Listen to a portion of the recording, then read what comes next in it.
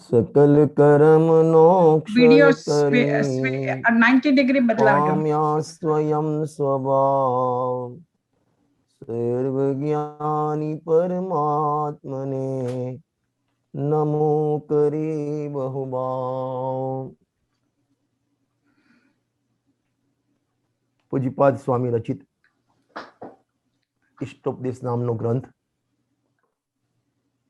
એ ગ્રંથમાં છઠ્ઠી ગાથા આપણે वीडियो શરૂ કરી હતી સ્વાધ્યાયમાં. બરાબર છે? हाँ हमें बराबर छे। ઓકે. ઇષ્ટોપદેશ ગ્રંથમાં 6 નંબરની ગાથા આપણે શરૂ કરી હતી કે 6 નંબરની ગાથામાં જે અજ્ઞાની વિષય સુખની એટલે ઇન્દ્રિય સુખની વાંછા કરે છે, એનો આગ્રહ રાખે છે, એવા શિષ્યને એ સમજાવ્યું છઠ્ઠી ગાથામાં. મોક્ષમાં પ્રકાશકના 9મા અધિકારમાં શરૂઆતમાં જ જ્યાં આચાર્ય કલ્પંડિતજીએ આત્માનું હિત એક મોક્ષ જ છે એની સિદ્ધિ કરી, ત્યારે શિષ્ય પ્રશ્ન કર્યો કે સાહેબ મોક્ષમાં સુખ છે એ વાતથી હું એગ્રી છું, પરંતુ તમે એમ કહો છો કે મોક્ષમાં જ સુખ છે, એ વાત મને મંજૂર નથી. કારણ કે જેમને પુણ્યનો ઉદય છે એવા જીવો પણ મને પ્રત્યક્ષ સુખી દેખાવામાં આવે છે. જે નરકમાં છે, જેને પાપનો ઉદય છે, એ તો દુઃખી છે જ, પરંતુ જેને પુણ્યનો ઉદય છે એને તો તમે સુખી દેખીએ છીએ, એને સુખી કહો. ખાલી મોક્ષમાં સુખ છે, આત્માના આશ્રય જે મુક્ત દશા થાય એમાં સુખ છે, આવું તમે એકાંત શા માટે કરો છો? એ પ્રશ્ન બહુ સુંદર આપ્યો છે. એનો જવાબ પણ પંડિતજી અને એ આખો ટોપિક આત્માનું રીતે મોક્ષ અને એના અંતર્ગત સંસાર સુખ એ દુઃખ છે, એમાં પંડિતજી દુઃખનું લક્ષણ આકુરતા બતાવ્યું છે. અને એ આકુરતા આખા 2 પાનામાં 45 વખત આકુરતા શબ્દ યુઝ કર્યો છે. આત્માનું મોક્ષ છે એમાં 18 વખત અને ત્યારબાદ એમાં 27 વાર લગભગ 45 વખત આકુરતા શબ્દ ઉપયોગ કર્યો છે. દુઃખ અને આકુરતા એનું લક્ષણ બતાવ્યું છે. દુઃખ અને આકુરતા એનું લક્ષણ બતાવ્યું છે. મનમાં જે આપણને અનેક પ્રકારની આકુરતા થાય છે ને, એ તો લક્ષણ છે. કોનું? દુઃખનું. સમજો ધ્યાનથી. પરમ દિવસે જ અમારે એ ટોપિક અહીં હિંમતનગરમાં જે ડેલી સ્વાધ્યાય સાંજનો ચાલે છે એમાં ચાલ્યો હતો. એના ઉપરથી મારે તમને અહીં આમાં લઈ જવા છે. એ ટોપિકના જવાબમાં પંડિતજી બહુ સરસ જવાબ આપ્યો છે કે સંસારમાં સંસાર દશામાં તો સુખ તો સર્વથા છે જ નહીં, દુઃખ જ છે. સંસાર દશામાં કોઈને પણ, પછી એને કોઈને ધન સંબંધી દુઃખ હોય, કોઈને શરીર સંબંધી, કોઈને પરિવાર સંબંધી, કોઈને સંયોગ સંબંધી, કોઈને વેપાર સંબંધી, કોઈને ઘરના કામવાળા પ્રત્યે, કોઈને પુત્ર પ્રત્યે અનેક પ્રકારની દુઃખ અને આકુરતા આ જીવને થયા કરે છે. પરંતુ જ્યાં તીવ્ર આકુરતા હોય ત્યાં તો દુઃખ માને છે, પરંતુ જ્યાં મંદ આકુરતા થાય તો એ મંદ દુઃખને એ સુખને સુખ કલ્પી લે છે. ત્યાં દ્રષ્ટાંત આપ્યું કે જેમ ઘણો જોર તાવ આવ્યો હોય 104 ડિગ્રી અને એમાંથી ઘટી અને 100 ઉપર આવે તો એને પૂછવામાં હવે કેમ છે? તો કે સારું છે. તો તાવ હોય એ અવસ્થા સારી ન કહેવાય. એમ જ્યાં ભલે થોડી પણ આકુરતા હોય એ દશાને સુખરૂપ દશા કહેવામાં આવતી નથી. અને આત્માનો આશ્રય નથી, ભેદ જ્ઞાન નથી, તો નિયમથી એને આકુરતા પર્યાયમાં ઉત્પન્ન થયા વગર રહે જ નહીં. આકુરતાનો અભાવ એકમાત્ર પોતાના સ્વભાવના આશ્રય કરતા પર્યાયમાં જે રત્ન પ્રગટે અને જે અતિન્દ્રિય આનંદનો સ્વાદ આવે ત્યાં એટલા પ્રકારની આકુરતાનો અભાવ થાય અને ત્યારે એને સુખી કહેવામાં આવે છે. હવે અહીં જે આપણે ગાથા આજે શરૂ કરવી છે, એટલે શરૂ તો કરી હતી, છતાં પણ એને આગળ વિસ્તાર કરવો છે. એ ગાથા 6 નંબરની ગાથા છે. પહેલા હું ગાથાનો પાઠ કરું છું અને ત્યારબાદ આપણે ચર્ચા કરીશું.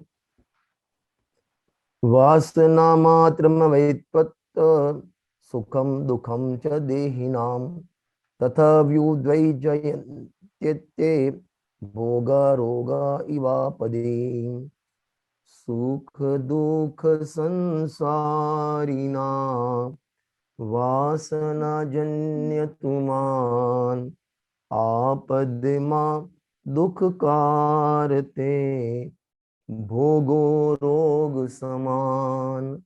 ગજબ ગજબની વાત લખી છે.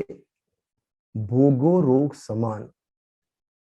આપણે ગમે તે દાખલા તમે હોસ્પિટલમાં શરીરનો ટેસ્ટ કરાવવા જાઓ, 8, 10, 15,000 રૂપિયા ખર્ચી અને અનેક પ્રકારના ટેસ્ટ કરાવ્યા. હવે એ ટેસ્ટ નેગેટિવ આવે એટલે કોઈ પ્રકારનું એમાં લક્ષણ બીજું કોઈ દેખાય નહીં, નીલ રિપોર્ટ આવે તો બે પ્રકારની શંકા થાય, બે પ્રકારના પરિણામ એના રિઝલ્ટ આવે. નંબર 1, એને એમ થાય કે મારા 15,000 રૂપિયા પડી ગયા, કશો રોગ ના આવ્યો, મારા ટેસ્ટના પૈસા બેકાર ગયા.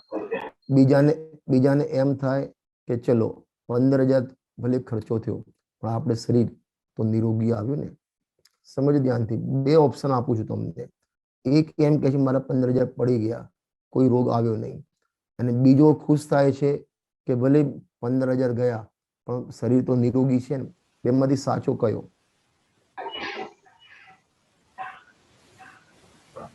બોલો, બેમાંથી સાચો કયો?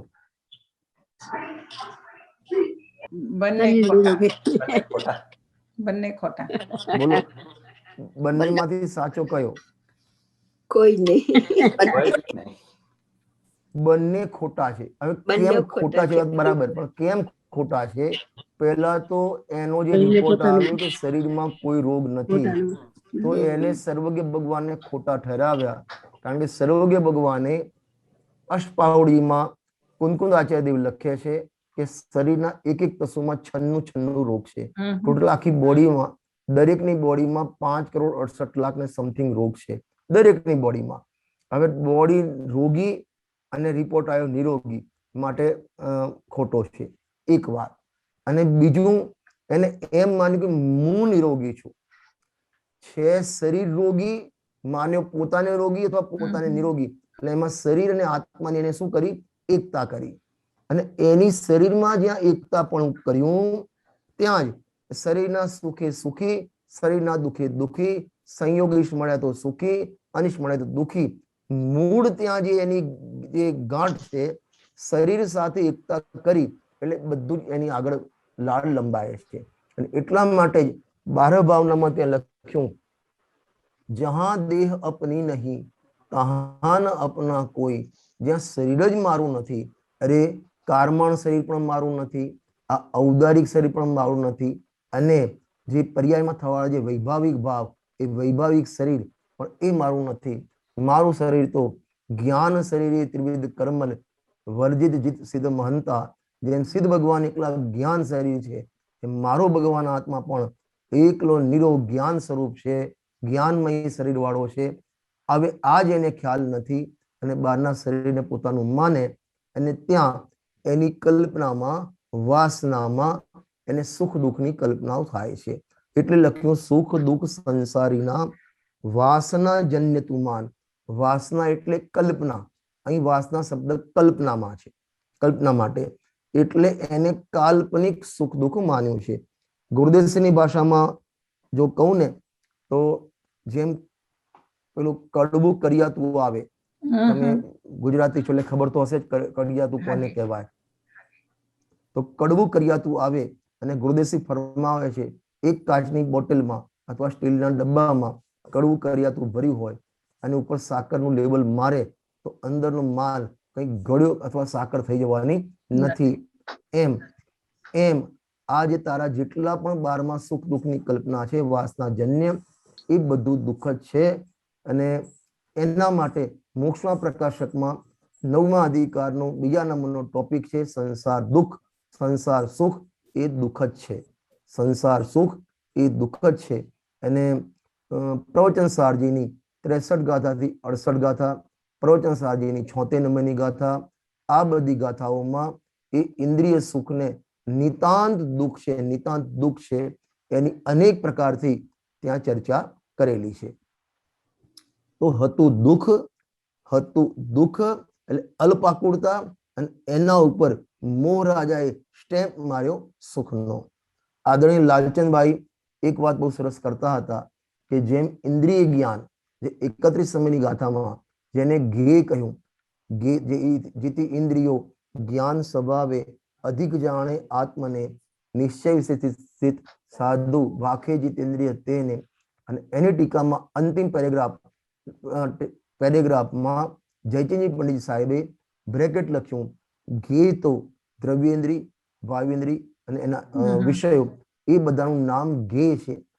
ભગવાને આનું નામ શરીરને પ્રાપ્ત જે દ્રવ્યેન્દ્રી એનું નામ ગે પાડ્યું છે. ભગવાને આ બારના વિષયો, ઇન્દ્રિયોના વિષયો એનું નામ ગે પાડ્યું છે. ભગવાને અથવા જ્ઞાની ધર્માત્માએ જે પરલક્ષી જ્ઞાન, પરની પ્રસિદ્ધિ વાળું જ્ઞાન, એવું ઇન્દ્રિય જ્ઞાન, એનું નામ ભગવાને ગે પાડ્યું છે. અને મોહ રાજાએ એના ઉપર લેબલ જ્ઞાનનું લગાવ્યું છે. છે ગે અને લેબલ લગાડ્યું જ્ઞાનનું. તો એ કઈ જ્ઞાન થવાનું નથી. જેમ કરિયાતાના ઉપર સાકરનું લેબલ લગાવતા એ સાકર થઈ જતી નથી, એમ એ ગે પદાર્થ છે, એ ગે વસ્તુ છે.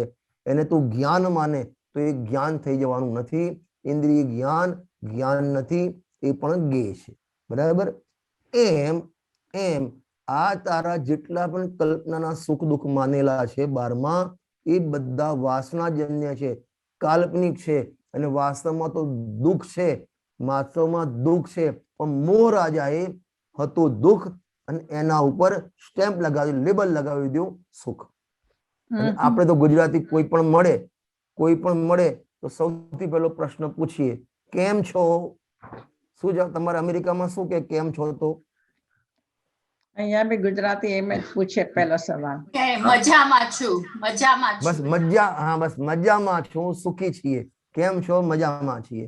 શેની મજા? એને 17 જાતની ઉપાધિ, 17 જાતની આકુળતા છે અને કે છે મજામાં.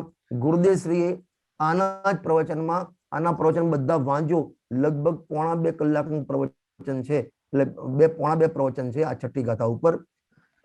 લગભગ 18 ને 20-22 પાનાનું આખું પ્રવચન છે. તો એમાં એક બહુ સરસ વાત કરી છે કે રાજા લોકો હોય ને, જમવા પહેલા પોતે ના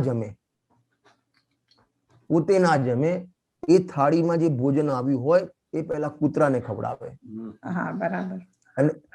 અને કૂતરાને ખવડાવે, કૂતરો ખાય અને સાજો રહે, એટલે કે એમાં કઈ કોઈએ ઝેર મિલાવ્યું નથી, એમ એને સંતોષ થાય, પછી એ ભોજન કરે. બરાબર? આ તો એક વાત કરી. પછી ગુરુદેવશ્રી કહે છે આટલી જ એને એક સમયના ભોજનની આટલી કૂતરા માટેની પરાધીનતા.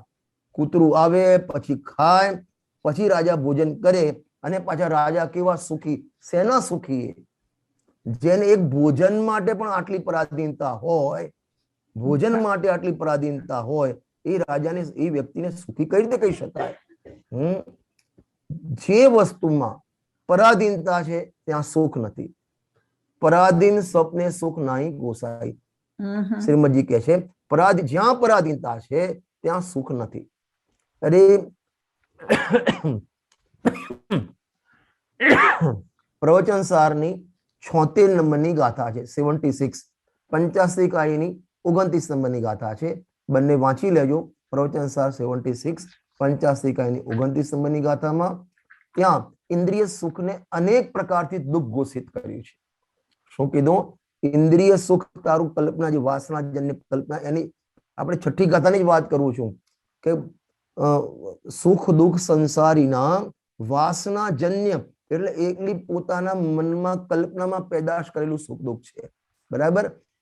એ બધું હતું દુઃખ, અને એમાં એને 2 ભાગ પાડ્યા, સુખ અને દુઃખના ભાગ પાડ્યા. તો એ સુખ માટે, ઇન્દ્રિય સુખ માટે 5 વિશ્વમાં તો સુખ માને છે. ટીવી જોવામાં સુખ, સારા સારા કપડામાં સુખ, દાગીના સુખ, ખાવા પીવામાં સુખ, ફરવામાં સુખ, એમાં અનેક પ્રકારે જે સુખ માને છે.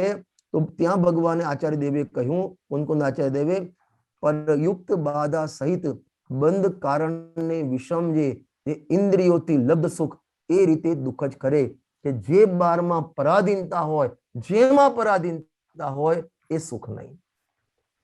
અરે તમારે ભગવાનના દર્શન કરવા હોય તો પણ કેટલી પરાધીનતા. મંદિર જોઈએ, ભગવાન જોઈએ, મંદિર ખુલ્લું જોઈએ, લાઈટ આદિ જોઈએ, કોરોના કાળનો પેલો કર્ફ્યુ તમારો લોકડાઉન ન હોવું જોઈએ, તમારી આંખ બરાબર હોવી જોઈએ, કેટલી પરાધીનતા. અને જ્યાં પરાધીનતા છે ત્યાં એક જીવનભર યાદ રાખજો, મારું શબ્દ નથી, આ કુંદકુંદ આચાર્ય દેવનો શબ્દ છે, જ્યાં પરાધીનતા છે ત્યાં સુખ નથી. પરાધીન સુખ પરાધીન ન હોય. પરયુક્ત એટલે જેટલી પરાધીનતા, તમારે એક ચા પીવી હોય ને, એક કપ ચા, તો કેટલી પરાધીનતા, કેટલી વસ્તુ જોઈએ ચા માટે, વિચાર કરો તમે, કેટલી જોઈએ બોલો.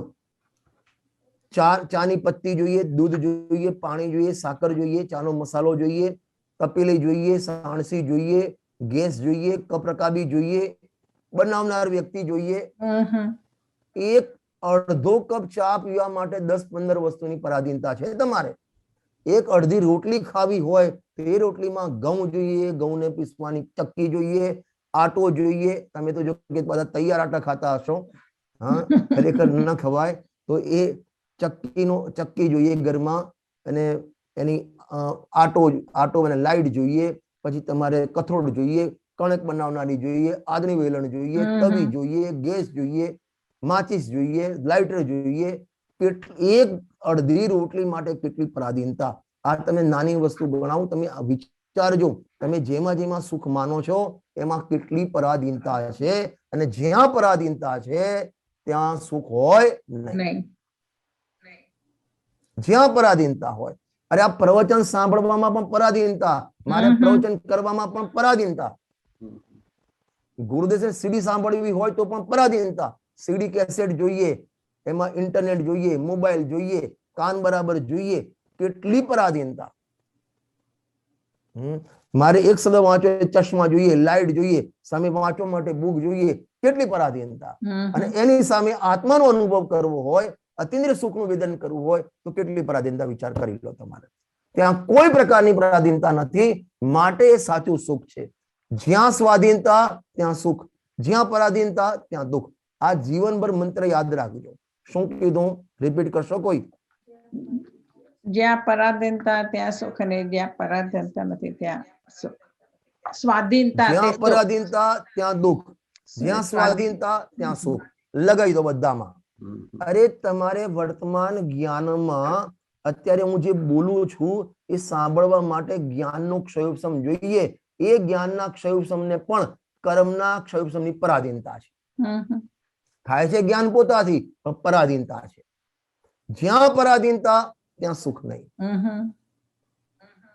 જેટલી પરાધીનતા અને જેટલી પરાધીનતા એટલું દુઃખ. એટલા માટે પ્રવચન સારની 76 નંબરની ગાથા, પરયુક્ત એટલે પરાધીન છે માટે દુઃખ છે. પછી લખ્યું બાધા સહિત. કંઈ પણ તમે વિષય ભોગ હોય, તમારા 5 ઇન્દ્રિયના વિષય, ખાવા પીવા ગમે તે, એમાં કંઈક ને કંઈક વચ્ચે અંતરાય કર્મના ઉદય આવે. આપણને મોહથી એ અંતરાય આવે તો છે, પણ આપણે એને ગૌણ કરી દઈએ છીએ. મોહના ઉદયથી આપણે અંતરાય તો આવે છે. અરે અંતરાય કર્મનો ઉદય આદિનાથ ભગવાન જેવા તીર્થંકરના જીવને અંતરાય કર્મના ઉદય છોડ્યા નથી, તો આપણી શું હિસાબ?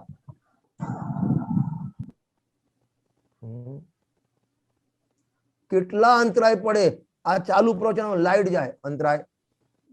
જમતા જમતા વચ્ચે કાંકરી આવી જાય, અંતરાય. તમે મથીને જમવા બેઠા છો અને તમારા ભાવતા ભોજન બનાવ્યા છે, દુકાનથી ફોન આવે, તાત્કાલિક આવી જાઓ, હોસ્પિટલ એડમિટ કરાવી આવી જાઓ, પડતું ભોજન મૂકવું પડે, અંતરાય આવે. બહારના જેટલા પણ તારા કલ્પેલા સુખ છે એ બધા બાધા સહિત છે, પરયુક્ત બાધા સહિત. કંઈક ને કંઈક એમાં ડિસ્ટર્બન્સ આવે, કંઈક ને કંઈક. બંધ કારણ એ 5 ઇન્દ્રિયના વિષય ભોગનો જેટલો પણ ભાવ થાય એમાં નિયમથી બંધ થાય ને થાય. અને આ બાજુ આત્માનો અનુભવ કરીને અતિન્દ્રિય સુખ આવે, તેમાં નિયમથી બંધ કપાય કપાય ને કપાય. એક સુખમાં અતિન્દ્રિય સુખમાં નિદ્રા થાય છે અને ઇન્દ્રિય સુખમાં બંધ થાય છે. બરાબર. અને એટલા માટે જ ત્યાં પ્રવચન સારની 53 ગાથાથી 68 ગાથા સુધી 16 ગાથાનો સુખ અધિકાર છે. એમાં પહેલી જ ગાથા જે શરૂ કરી ત્યાં લખ્યું સુખ પણ બે પ્રકારના અને જ્ઞાન પણ બે પ્રકારના, ઇન્દ્રિય જ્ઞાન, અતિન્દ્રિય જ્ઞાન. ઇન્દ્રિય સુખ, અતિન્દ્રિય સુખ. એમાં અતિન્દ્રિય સુખ અને અતિન્દ્રિય જ્ઞાન ઉપાદેય છે, બાકી બંને હે છે. પેલા બંને અતિન્દ્રિય જ્ઞાન અને અતિન્દ્રિય સુખ ઉત્કૃષ્ટ છે, ઉપાદેય છે. ખ્યાલ આવ્યો ને? એ વાત આમાં આ ગાથામાં 6 નંબરની ગાથામાં એ વાત કરેલી છે. એમાં ટીકાની જે 3 લાઈન છે એ ખૂબ જ મહત્વની છે. અને પૂજ્ય ગુરુદેવ શ્રી 1 કલાક સુધી આ 3 લાઈન ઉપર એમને પ્રવચન કર્યા છે. સુંદર પ્રવચન છે, તમે સાંભળશો. સરળ પ્રવચન છે અને આમ ઇફેક્ટિવ, તમને અંદર હૃદયમાં ચોંટ લાગે એવા પ્રવચન છે ગુરુદેવશ્રીના. જીવ प्रतीति करने में आता हुआ इंद्रिय जनित सुख दुख ही है. पहला तो मगजમાં એક આજ ઠસાઈ લો. 12માં જેટલા પણ તે સુખ કલ્પેલા છે ને, એસી માં સુખ, ટીવી માં સુખ, ખાવા પીવામાં સુખ, અને આપણે તો વાણિયાને સવારે ખાખરો મળે, પાપડી મળે, ફાફડા મળે તો સુખ. એ સુખ વાતમાં નાની નાની વિષયમાં સુખ માની લીધું છે. અને ત્યાં સુખ માન્યું ને પરમાત્મા પ્રકાશમાં બહુ સરસ વાત કરે છે. જેને રાગ અથવા પરને ઉપાદેય કર્યો ને એને આત્મા હે થઈ ગયો. એમ જેને પરમા સુખ માની લીધું ને એ આત્મામાં સુખ છે, ગયું એનાથી. બે જો પરદ્રવ્યમાં સુખ માન્યું અને એ માનતા આત્મામાં સુખ છે એ બુદ્ધિ ગઈ તારી. એટલે સુખને શોધવાનો હતો દુઃખ, એને માન્યું સુખ, તો સુખને શોધવાનો તારો રસ્તો બંધ થઈ ગયો. જેમ કોઈ જગ્યાએ કોઈ ગુનો થાય, બરાબર, હત્યા થાય, તો જેને હત્યા કરી નથી એવા નિર્દોષ વ્યક્તિને સજા આપવામાં આવે તો સાચો જે હત્યારો છે એ છૂટી ગયો. કેસ ફાઇલ કરી દીધો કે ભાઈ હવે આ ફલાણા વ્યક્તિ આની હત્યા કરી છે, એ નિર્દોષ હતો છતાં એને હત્યારો માન્યો તો સાચો જે હત્યારો હતો એ છૂટો થઈ ગયો. એક ફાઇલ આખી ક્લોઝ થઈ ગઈ. બસ એ રીતે સુખ પરમાં હતું, આત્મામાં સુખ, અને માન્યું પરમા સુખ. તો ભગવાન કહે છે કે તારી સુખની શોધવાની ફાઇલ તારા માટે બંધ થઈ ગઈ. સાચી વાત.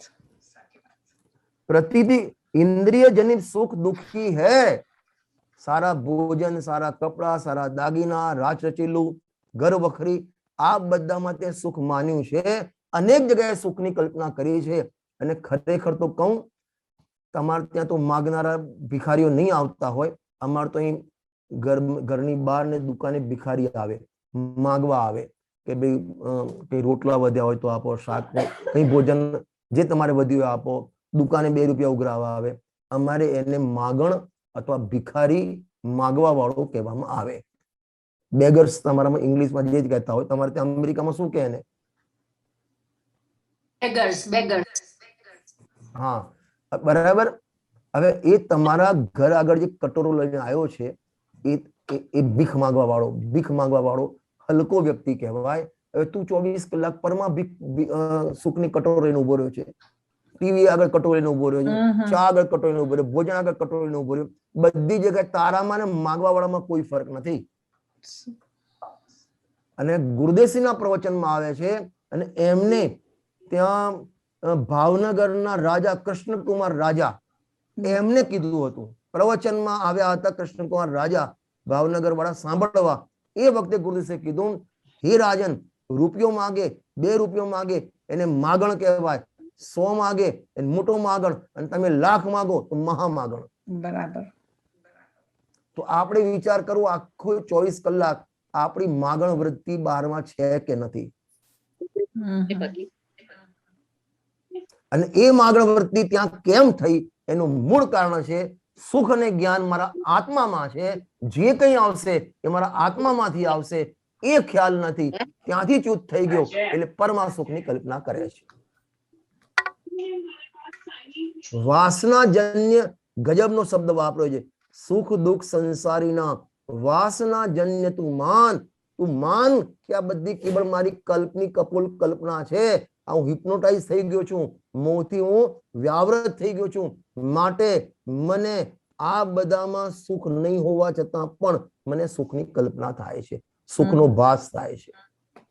એને સુખ ન કહેવાય, સુખાભાસ કહેવાય. સુખાભાસ આભાસ ખબર પડે છે? હાજી. તમારા ત્યાં આમ થોડી કોફી કોઈ બનાવી, કોફી થોડી ડાર્ક બની ગઈ તો એ કોફીમાં એને ચાનો આભાસ થઈ જાય, એને કહેવાય ચા આભાસ. ખ્યાલ આવે? એકમાં પોતાની દીકરી જતી હોય 22 વર્ષની અને એને એના જેવી બીજી છોકરી જોઈ તો આપણને દીકરીનો આભાસ થઈ જાય. દીકરી છે નહીં પણ દીકરીનો આભાસ થઈ ગયો. એમ આપણને પરદ્રવ્યમાં સુખનો આભાસ થઈ ગયો, એને કહેવાય કલ્પના વાસનાજન્ય. હવે જોજો ગજબ લખ્યું છે એટલે પહેલા આજે માઇન્ડમાં ફિટ કરી લો કે પરદ્રવ્યમાં સુખ નથી અને પરદ્રવ્યમાં જ્ઞાન પણ નથી. શું કીધું? પરદ્રવ્યમાં સુખ પણ નથી અને પરદ્રવ્યમાં જ્ઞાન પણ નથી. અને આના માટે સમય કલશ ટીકાનો પહેલો જ કલશ છે નમઃ સમય સારામાં. એમાં જે રાજમલજી પાંડે સાહેબે લખ્યું છે પરદ્રવ્યમાં જ્ઞાન નથી, પરદ્રવ્યમાં સુખ નથી અને પરદ્રવ્યને જાણનાર જીવને જ્ઞાન પણ થતું નથી અને સુખ પણ થતું નથી. અને એટલા માટે રવિન્દ્ર પંડિતજી સાહેબે જે પૂજા પીઠિકા લખી છે એમાં બહુ સરસ વાત લખી છે. અન્ય में ढूंढना सुख दुख कार है, वे स्वयं सुख रहित सुख न कामरम, हे प्रभो आपको लख या निश्चय हुआ शरण अपनी से कटते स्वयं सब करम. અન્ય में ढूंढना सुख, જ્યાં સુખ નથી અને સુખની કલ્પના કરવી અને કોશિશ કરવી. પરમાત્મા પ્રકાશમાં એક બહુ સરસ બીજા પાર્ટમાં એક ગાથા છે, લગભગ ગાથા નંબર 62-65 ની આસપાસ હશે. ત્યાં બહુ સરસ લખી છે, ગમે તેટલું પાણી વલોવીએ ને તો પણ હાથ ચીકણા ન થાય. એ શબ્દ વાપરે. ગમે તેટલું પાણીને વલોવીએ ને તો હાથ ચીકણા ન થાય, કારણ કે પાણીમાં ચીકાશ નામનો ગુણ જ નથી. એમ પરદ્રવ્યમાં સુખ નામનો ગુણ જ નથી અને છતાં એને આપણે વલોવીએ છીએ અને આમાંથી સુખ, આમાંથી સુખ, પત્નીમાંથી સુખ, એમ સુખાભાસ કરીને મૃગ તૃષ્ણા ખબર પડે છે. જેઓ મૃગલાનું દ્રષ્ટાંત બે રીતે આવે છે, સુખના આભાસ માટે અને સાચા સુખ માટે. મૃગલાની નાભીમાં કસ્તુરી છે, એ કસ્તુરીની સ્મેલ પણ આવે છે અને એને પસંદ છે, પણ ખબર નથી કે આ સ્મેલ મારી નાભીમાંથી જ આવે છે, કસ્તુરી મારી નાભીમાં જ છે. બરાબર? અને ગુરુદેવસિંહ ફરમાવે છે મૃગલાને મોડી ખબર પડી, જયારે પારધી શિકારી માર્યો અને મારી કાઢ્યું અને એમાંથી કાઢી ત્યારે ખબર પડી, અરે જેના માટે આખી જિંદગી હું બારમાં જવા મારતો હતો આ તો મારા અંદરમાં હતું. એમ સુખ તો મારા અંદરમાં છે અને હું મૃગલાની જેમ, હરણ્યની જેમ બહાર શોધું છું. એક વાત.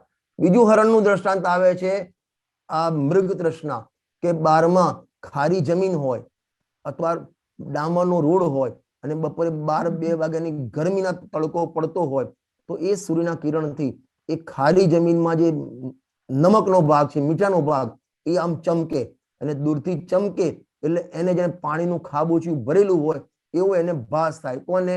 હરણને. કોને ભાસ થાય આવો? મને. આપણને હરણિયા નથી સમજાવવું, આપણને આવો ભાસ થાય છે. અને એ હરણિયું ત્યાં એક તો તરસ લાગી છે અને દોડતું ગરીમાં જાય અને ત્યાં એ રેતીમાં મોઢું મારે તો એ રેતી થઈ ગઈ છે ગરમ, એટલે ઉપરથી તૃષ્ણા તો બુજાતી નથી, તૃષ્ણા ઓર વધે અને પોતે દાજે અલગ. એમ આપણે સુખ તો પોતામાં છે એ દેખતા નથી અને પરમાં સુખ નથી, છતાં જેમ હરણિયાને કલ્પના થાય છે એમ આપણને કલ્પના થઈ ગઈ પરમાં સુખ છે. સવારે ડોળ પાસેનો ઉકાળો મળે તો મને આમ જરા આનંદ મળે એવી આપણને કલ્પના થઈ ગઈ છે. અહીં ભગવાન કહે છે એ તારી રીતે હરણિયા જેવી છે. જો હવે એ જે દુઃખ છે એ કેવું છે? સંસારમાં નંબર 1 પોઈન્ટ, ઇન્દ્રિય સુખ એ સુખ નથી, દુઃખ છે. નંબર 2 બીજી વાત, નંબર 2 આ દુઃખ કેવું છે? આ દુઃખ કેવું છે તો કેવળ વાસના માત્ર છે, કેવળ વાસના માત્ર એટલે કેવળ કલ્પના માત્ર છે. હતું ક્યાં ત્યાં કશું છે જ નહીં. ખરેખર તો પરદ્રવ્યમાં સુખ પણ નથી અને પરદ્રવ્યમાં દુઃખ પણ નથી. તું સુખ માને કે દુઃખ માને પણ તારા નસીબમાં તો પર્યાયમાં દુઃખ આવવાનું છે. આ મોબાઈલ છે, હવે આમાં સુખ છે કે દુઃખ છે? કઈ નથી. સુખે નથી, દુઃખે નથી. હવે હવે આ મોબાઈલ થી મને ઠીક છે એમ અનુકૂળ મેં કલ્પના કરી તો મને સુખની ભાસ થઈ ગયો, બરાબર. અને સુખનો ભાસ એ પણ દુઃખ છે. અને આ મોબાઈલ મારા જોડેથી કોઈ લઈ લે તો પણ દુઃખ થાય છે, તો પણ દુઃખ, જાય તો પણ દુઃખ. આને કહેવાય વાસના જન્ય. બરાબર. સુખ દુઃખ સંસારીના वासना जन्य तुमान, केवल वासना मात्र है. અને પૂજનમાં આપણે રોજ બોલીએ છીએ, सोचा करता हूँ भोगों से बुझ जावेगी इच्छा ज्वाला, परिणाम निकलता है लेकिन मानो पावक में घी डाला. सोचा करता हूँ, હું એવો વિકલ્પ કરતો હતો કે જેમ જેમ આ ભોગ ભોગવું ને, જમી લઉં એટલે મને તૃપ્ત થઈ જાય, પાણી પી લઉં એટલે મને શાંતિ થઈ જાય. આવું જેમ જેમ હું વિષય ભોગને ભોગવું છું તેમ તેમ મારી તૃષ્ણા વધતી જાય છે. તૃષ્ણા નાગિન જ્યો જ્યો ડંખે લહેર જહેર કી આવે, તેમ તેમ એની તૃષ્ણા વધતી જાય છે. કોની જેમ? માનો પાવક મેં ઘી ડાલા. પાવક એટલે અગ્નિ. અગ્નિમાં જેમ ઘી નાખો તો એ અગ્નિનો ભડકો વધતો જાય, ઘટે નહીં. એમ એમ આ શરીરમાં ઈચ્છાઓની જેમ જેમ વિષયોથી પૂર્તિ કરો એમ એમ એની ઈચ્છાઓ વધતી જાય. જીઓ એક વાત જીવનભર યાદ રાખજો, આ મારા શબ્દો નથી, ગુરુદેવના શબ્દો છે. અને તમને નિજરા અધિકારના પ્રવચનમાં સમય સારથીમાં આ શબ્દ એટલે આ ગુરુદેવનું વાક્ય જોવા મળશે. ત્યાં ગુરુદેવે લખ્યું છે, ઈચ્છાનો અભાવ વિષયોની પૂર્તિથી થતો નથી. ફરીથી બોલું છું, ઈચ્છાઓનો અભાવ વિષયોની પૂર્તિથી થતો નથી. આપણે શું સમજીએ છીએ? મને દાળ ભાત ગુજરાતી ભોજન ખાવાની ઈચ્છા થઈ અને ભોજન મળી ગયું એટલે તમને મારી ઈચ્છા શાંત થઈ ગઈ. આ ભ્રમ છે આપણો. ઈચ્છાઓની પૂર્તિ અથવા ઈચ્છાઓનો અભાવ વિષયોના આલંબનથી પૂરો થતો નથી. ઉપરથી એની તૃષ્ણા, એની ઈચ્છાઓ વધતી જાય છે, એની ઈચ્છાઓ વધતી જાય. તો ઈચ્છાનો અભાવ કઈ રીતે થાય? તો ત્યાં સમયસારમાં ગાથાઓ લખી છે, પોતાનો આત્મા અનિચ્છક સ્વભાવી છે. અનિચ્છક કહ્યો અપરિગ્રહી, જ્ઞાની ન ઈચ્છે અસનને, તેથી ન પરિગ્રહી અસનનો, તે અસનનો જ્ઞાયક ઠરે. માને અનિચ્છક સ્વભાવ, જ્યાં ઈચ્છાનો પ્રવેશ નથી એવા સ્વભાવનો આશ્રય લે, ઈચ્છા ઉત્પન્ન થતી જ નથી. આપણે ઈચ્છાઓ, ચા પીવાની છે તે ચા શરીરમાં ઠોકી, જમવાની છે જમીન જે લખ્યું, કપડા પહેરી લીધા. તો આપણે ઈચ્છાઓની પૂર્તિ વિષયોના માધ્યમથી કરવા માંગીએ છીએ, એમાં ઈચ્છાઓ વધતી જાય છે, ઘટતી નથી, શાંત થતી નથી. सोचा करता हूं भोगों से बुझ जावेगी इच्छा ज्वाला, ઈચ્છા ખતમ થઈ જશે, પરિણામ નિકલતા હૈ લેકિન રિઝલ્ટ શું આવ્યું? માનો પાવક મેં ઘી ડાલા, જેમ અગ્નિમાં ઘી નાખવાથી એ અગ્નિ વધે છે, ભડકો વધે છે, એમ ઈચ્છાઓની પૂર્તિ વિષયોથી કરતા તારી ઈચ્છાઓ દિન પ્રતિદિન નવી નવી વધતી જાય છે. મુનિરાજને જુઓ, ઈચ્છા જ ખતમ થઈ ગઈ છે. ના ફરવાની, ના ખાવાની, ના કપડાની, કોઈ પ્રકારની ઈચ્છા નહીં. માટે મુનિરાજને પરમ સુખી કહેવામાં આવે છે. મુનિ સકલ વ્રતિ બળભાગી, ભવ ભોગન તે વૈરાગી, વૈરાગ ઉપાવન માઈ, ચિંતવે અનુપ્રેક્ષા બાઈ. માટે એમને મહાન ભાગ્યવાન કહેવામાં આવે છે. બોલો, જેમના જોડે પીછી કમંડળ સિવાય કશું જ નથી, ના કપડા, ના ચશ્મા, ના મોબાઈલ, ના એસી, ના જમવાનું, ના ગાડી, ના લાડી, ના વાડી, કશું જ નથી, છતાં પણ સુખી. અને આપણી પાસે સંયોગમાં બધું છે છતાં પણ દુઃખી. નક્કી કરો કેમ? ખ્યાલ આવ્યો ને? એટલે બે વાત થઈ અત્યાર સુધી આપણે ચર્ચામાં કે સંસાર સુખ એ દુઃખ જ છે, સુખ નથી. નંબર 2, આ દુઃખ કેવું છે કે વાસનાજન્ય, એકલું કલ્પનામાં ઊભું કરેલું છે. કલ્પનાના જેમ મહેલ ઉભા કરે ને એમ પોતે કલ્પનામાં સુખી સુખી સુખી. અને ગુરુદેવસિંહને તો એક ભાઈ મળ્યા હતા કે મારા વેવાઈ બહુ સુખી. વાહ, સાલો એક ગાડો મળ્યો ગુરુદેવસિંહને મળ્યો અને પાછો કે અમારા વેવાઈ બહુ સુખી. કે શું છે કે રાજ રચેલું આટલું બધું છે. ખ્યાલ આવે છે ને? અને પ્રવચન સારની લગભગ હું નહીં બોલતો 56 નંબરની ગાથા, એકાદ ગાથા આખી પાછી હશે, ત્યાં લખ્યું છે જેને વિષયો પ્રત્યે પ્રેમ છે ને એને દુઃખ સ્વાભાવિક છે. લખવું હોય તો લખી લેજો વાક્ય. જેમને વિષયો પ્રત્યે પ્રેમ છે એને દુઃખ સ્વાભાવિક છે. પ્રવચન સારની લગભગ નહીં સમજો ને 63, 64, 64 નંબરની ગાથામાં હશે. 64 થી 68 6 ગાથા ઇન્દ્રિય સુખ માટેની છે પ્રવચન સારજીમાં. એમાં પહેલી 2 ગાથા 63 અને 64 ગાથામાં ઇન્દ્રિય સુખ એ સુખ નથી, દુઃખ છે. પછીની 2 ગાથામાં 64 અને 65 અને 66 ગાથામાં 2 ગાથામાં એ કીધું કે આ જે શરીરની ઇન્દ્રિયો છે ને એ સુખના સાધન નથી. અને પછીની 2 ગાથામાં પરદ્રવ્યમાં સુખ નથી. ફરીથી બોલું છું, 6 ગાથા છે 63 થી 68. 6 ગાથામાં પહેલી 2 ગાથામાં ઇન્દ્રિય સુખ એ સુખ નથી, દુઃખ છે. ત્યારબાદ આ ઇન્દ્રિયો સુખના સાધન નથી. નંબર 3 ત્રીજી 2 છેલ્લી 2 ગાથામાં કે પરદ્રવ્યમાં સુખ નથી. એટલે પરદ્રવ્ય સુખનું સાધન નથી, આ મોબાઈલ સુખનું સાધન નથી, આ કાન સુખના સાધન નથી, અને ઇન્દ્રિય સુખ એ સુખ નથી.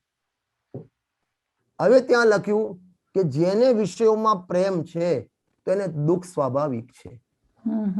ગજબ લખ્યું. કેમ આવું લખ્યું? જેને વિષયોમાં પ્રેમ છે અથવા વિષયોમાં પ્રવૃત્તિ છે એને દુઃખ સ્વાભાવિક છે. જીવ હું તમારા ઘરે આવું, હવે ત્યાં સવારે ઉઠી અને પાણી સાથે હું 4 ટેબ્લેટ લઉં તો તમને એમ તો થશે ને રજનીબેને કંઈક બીમારી છે. અથવા તો અહીં તમે હિંમતનગરમાં આવો અને ફેમિલી ડોક્ટર ત્યાં જાઓ અને ત્યાં બેઠા છો લાઈનમાં, બહારથી ત્રીજો વ્યક્તિ આવ્યો કે રજનીભાઈ કેમ બેઠા છો અહીં? તો કેમ ડોક્ટર ત્યાં કેમ જઈશું આપણે? કોઈ બીમારી હશે તો દવા લે છે એનો અર્થ તને કંઈક રોગ છે. દવા લે છે એ તારા રોગની પ્રસિદ્ધિ કરે છે. એમ તું વિષયનું અવલંબન લે છે એ તારી અંદરની પીડાનું પ્રદર્શન કરે છે. તને કંઈક પીડા છે, જો તને પીડા ના હોત તો તું ચા ન પીવત, જો તને પીડા ન હોત તો તું ભોજન ન કરત, અને તું એ બધા 5 વિષયો ભોગવે છે તો તથા પ્રકારનું દુઃખ જાહેર થાય છે. એમ ત્યાં પ્રવચન સારની 64 નંબરની ગાથામાં છે, વાંચી લેજો ત્યાંથી. કેવળ વાસના માત્ર, ગજબ શબ્દ છે, ભાર આપું છું આના ઉપર. કેવળ વાસના માત્ર છે, કલ્પના માત્ર છે. અને આપણે પૂજનમાં બોલીએ છીએ આવું, झूठे जग के सपने सारे, झूठी मन की सब आशाएं, तन जीवन यौवन अस्थिर है, क्षण भंगुर पल में मुरझाए. આ 12 તે છે ને ફરીથી શું બોલે આપણે? झूठे जग के सपने सारे, झूठी मन की सब आशाएं. તારા મનમાં જે પણ અંદર ઘોડા ઉત્પન્ન થાય છે ને એ બધા વાસના માત્ર, કલ્પના માત્ર છે. તને આજ તો એવું ફિલિંગ થવું જોઈએ સુખી છે તો પંચ પરમેશ્વરી ભગવાન સુખી છે, જેને આત્માનું ભાન છે એ સુખી છે, બાકી બધા દુઃખી. તમારા પાસે કેટલો સંયોગ છે, કેટલું બેંક બેલેન્સ છે, એ સુખ દુઃખનું માપ જ નથી. સાચી વાત. તમારા જોડે કેટલો વૈભવ છે, તમારી કેટલી પ્રતિષ્ઠા છે, બારમાં કેટલું માન છે, તમને બોલતા કેટલું આવડે છે, પ્રવચન કરતા કેટલું આવડે છે, સમજાવતા કેટલું આવડે છે, એ સુખ દુઃખનું માપ જ નથી. તને આત્માનો અનુભવ છે તો તું સુખી, અને નથી તો તું દુઃખી. નરકનો નારકી. બારમાં ગમે તેટલી પીડા હોય, તીવ્ર પાપના ઉદય છે, છતાં પણ આત્માનો અનુભવ છે તો ત્યાં સુખી. બહાર નારકૃત ભોગત અંતર સુખ રસ ઘટાઘટી. અને આ બાજુ શુભમ ચક્રવર્તી 6 ખંડનો અધિપતિ, છતાં પણ આત્માનું ભાન નથી, નરક મરી નરકમાં ગયો, દુઃખી. ગાય ભેંસનો જીવ સમ્યક દર્શન પ્રાપ્ત કરી લે તો સુખી. આજે માઇન્ડમાં આટલું તમારે સેટ થવું જોઈએ કે સુખ આત્મામાં છે અને આત્માના આશ્રય છે. અને એવું જેને આત્માનું અવલંબન થયું, દ્રષ્ટિ પ્રગટ થઈ, રત્નતય પ્રગટ થયા, એ બારમાં ભલે એને ખાવા પીવા ના હોય, અરે શરીર ઢાંકવા કપડા ના હોય, તો પણ તારા કરતા સુખી છે. અને છડરામાં તો એટલે સુધી લખ્યું, પે સુરનાથ જજે હે. એને મનુષ્ય ભાવમાં સમ્યક દર્શન પ્રાપ્ત કર્યું ને, તો દેવ લોકો શાબાશે આપે છે, કોંગ્રેચ્યુલેશન કે તે સમ્યક દર્શનની પ્રાપ્તિ કરી, તે ભવનો અભાવ કરી દીધો, મોક્ષમાં જવાની ટિકિટ તારી બુક થઈ ગઈ, તો તું સુખી. તો સિદ્ધની આત્મા ભળી ગયો તો તું સુખી. આજે જે ખબર છે, ગુરુદેવ એમના પ્રવચનમાં આવે છે, એક પિતાશ્રી મલમલનો તાકો લાવ્યા, આલપાક મલમલ, જે પતલું મલમલ આવતું હતું, અને પહેલા હાથથી માપતા હતા આમ. તો એના પપ્પાએ છોકરાને કીધું કે બેટા 50 હાથનો તાકો છે. અત્યારે મીટરનું માપ આવે છે, એને પહેલા ગજ હતું અને એ પહેલા હાથ હતા, તો હાથથી માપીને આપતા હતા. તો પિતાજી 50 હાથનો તાકો લાવ્યા હતા. હવે છોકરો પિતાજી બ્રશ કરવા દાંતણ કરવા બેસા છે, તો એ છોકરાએ આખો તાકો ખોલી કાઢ્યો અને પોતાના હાથથી માપ્યો કે બાપુજી આ તાકો તો 70 હાથનો છે. તમે 50 હાથનો કહેતા ને, 70 હાથનો છે. તો પિતાજી કહે છે, બેટા તારા માપલા કામ ના આવે, તારા માપલામાં માપ કામ ના લાગે, એમાં જે માપ આવતું એ જ આવે. એમ તારા માપલા સુખ દુઃખના, મિથ્યા દ્રષ્ટિના, મોહી જીવના, જે કલ્પનામાં જીવે છે, વાસનાજન્ય છે, એવા જીવના માપલા અહીં ભગવાન કે તારા માપલા કામ ના લાગે, કે સુખી કે દુઃખી. ખ્યાલ આવે છે ને? કેવળ વાસના માત્ર ગજબનો શબ્દ છે. જો આપણે કેટલું પ્રવચન કરી જવું એનો મતલબ નથી, આપણને એક વાક્યનું ફિલિંગ થવું જોઈએ. હું એમ સમજીશ કે આ તમને સુખની વ્યાખ્યા મગજમાં બેસી ગઈ ને, તો આપણો 1 કલાક વસૂલ છે. એટલું દ્રઢ સિદ્ધાંત થઈ જોઈએ, સુખ મારા આત્મામાં છે, અને આત્માને જેનો આશ્રય કર્યો સુખી, બાકી બધા દુઃખી. પછી બારમાં કેટલી સંપત્તિ છે, કેટલું બેલેન્સ છે, કેટલો માન મર્યાદા છે, એની કોઈ કિંમત નથી. કેવળ વાસના માત્ર છે.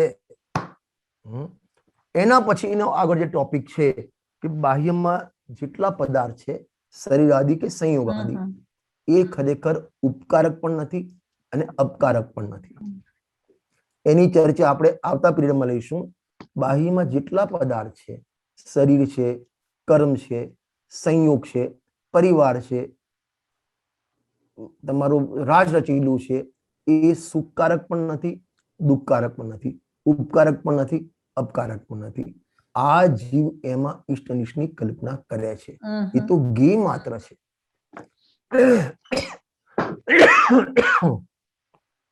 એના માટે તમે લેસન તરીકે મોક્ષા પ્રકાશકના 4થા અધિકારમાં ઈષ્ટ અનિષ્ટની કલ્પના, એ આખો વિષય છે, એ વાંચી લેજો. બહુ જ સરસ વિષય છે. એની ચર્ચા પણ આપણે રેફરન્સ લઈ અને આવતા પીરિયડમાં કરીશું. એ બહારના પદાર્થો, જેમ આ મોબાઈલ ઈષ્ટ પણ નથી, અનિષ્ટ પણ નથી. ખરેખર પછી શબ્દ લખ્યો ઉપેક્ષણીય છે. એટલે ઉપેક્ષણીય એટલે તારેથી કોઈ રિલેશન નથી, તું જ્ઞાતા, નો રિએક્શન. ઉપેક્ષણીય એટલે વિતરાગતા, ઉપેક્ષણીય સાક્ષી ભાવ, એટલે કે નો રિએક્શન. પુણ્યનો ઉદય હોય તો નો રિએક્શન, પાપનો ઉદય હોય તો પણ નો રિએક્શન. વંદે ચક્રી તથાપી, જે આમાં લખ્યું ને મુનિરાજ માટે, છડાજીમાં લખ્યું, અર્ઘાવતારણ, અસી પ્રહારણ, મેં સદા સમતા ધરણ. કોઈ વ્યક્તિ એમના ઉપર તલવારનો ઘા કરે તો પણ જ્ઞાતા દ્રષ્ટા, કોઈ વ્યક્તિ એમની પૂજા કરે અષ્ટદેવીથી તો પણ જ્ઞાતા દ્રષ્ટા.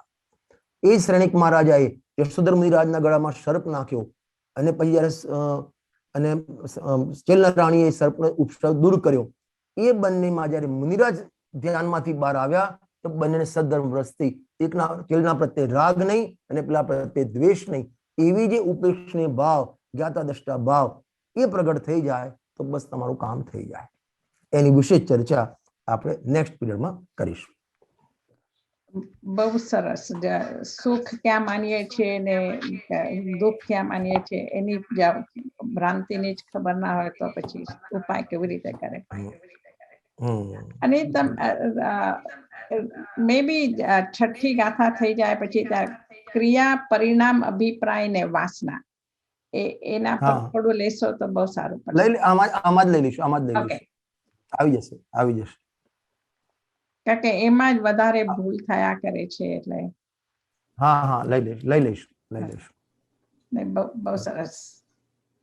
ચાલો, જય જિનેન્દ્ર. જય જિનેન્દ્ર.